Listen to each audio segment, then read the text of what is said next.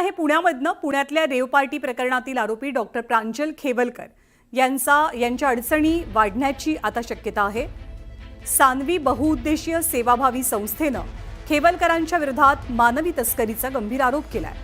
खेवलकरांनी 28 वेळेला स्वतःच्या नावानं हॉटेल रूम बुकिंग करून परप्रांतीय मुलींना बोलावलं होतं. तसंच ते मानवी तस्करीचं एक रॅकेट चालवायचे असा आरोप या संस्थेचा आहे. या प्रकरणी संबंधित संस्थेनं राज्य महिला आयोगाकडे तक्रार दिली आहे. या तक्रारीची दखल घेत राज्य महिला आयोगानं पुणे पोलीस आयुक्तांना या प्रकरणाची मानवी तस्करी विरोधी पथक आणि सायबरच्या मदतीनं चौकशी करून कारवाई करण्याचे निर्देश दिलेत.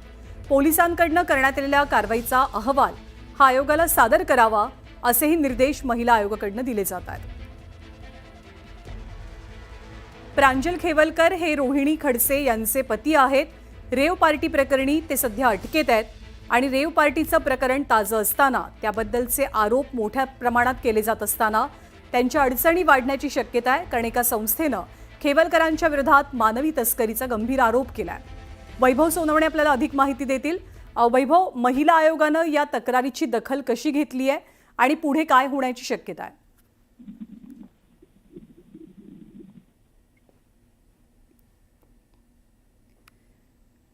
वैभव, आवाज पोहोचतोय? हो ना. प्रांजल खेवलकर यांच्या आगामी काळात अडचणी कशा वाढू शकतात?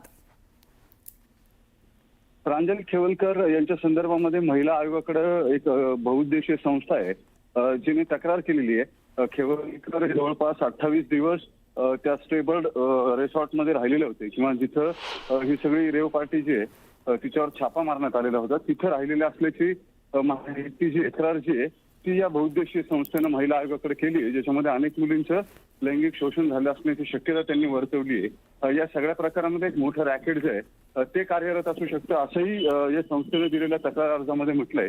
त्यामुळे या सगळ्या संदर्भातल्या तपासाचा एक अहवाल जो आहे तो पुणे पोलिसांनी महिला आयोगाला तातडीनं सादर करावा अशा स्वरूपाचं ट्विट जे आहे ते आयोगाकडून करण्यात आलेलं आहे. आपल्याला माहिती आहे यापूर्वी रुपाली चाकणकर आणि रोहिणी खडसे यांच्यातला संघर्ष जो आहे तो आपण पाहिलेला होता.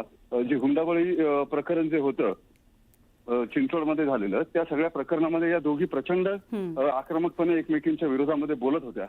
त्या सगळ्या प्रकरणानंतर आता प्रांजल खेवलकर अडकल्यावरती महिला आयोगाकडे जी तक्रार त्यांच्या संदर्भामध्ये आलेली आहे रोहिणी खडसे यांच्या पतीच्या संदर्भात त्यावरती तातडीनं कारवाई करावी आणि त्याचा अहवाल जो आहे तो अहवाल महिला आयोगाला सादर करावा असं थेट ट्विट जे आहे ते जाहीर ट्विट रुपाली चाकणकर यांनी महिला आयोगाच्या ट्विटर हँडलवरून केलेलं आहे. धन्यवाद वैभव. वेळोवेळी ताजी माहिती जाणून घेत राहू.